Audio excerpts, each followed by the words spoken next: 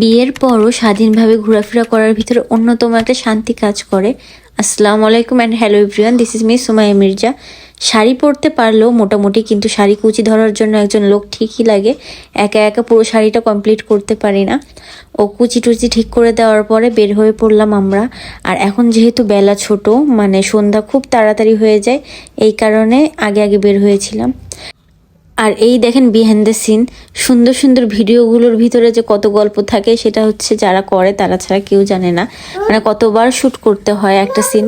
তবে সেদিন ছবি বা ভিডিও করে খুবই শান্তি লাগতেছিল, কারণ হচ্ছে আমার জামাই একটু বিরক্ত হচ্ছিল না, উল্টা নিজে নিজে এসে বলতেছিল এইভাবে ছবি তুলি, এইভাবে ভিডিও করি।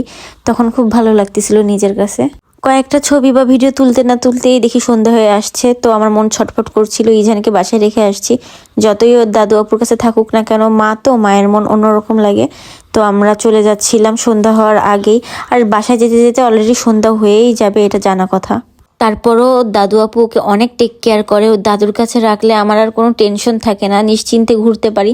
আর হ্যাঁ, চুড়িগুলো খুব সুন্দর না? এগুলো আমাকে রিচিস কালেকশন থেকে সেন্ড করা হয়েছিল, বাট পরা হয়নি আগে।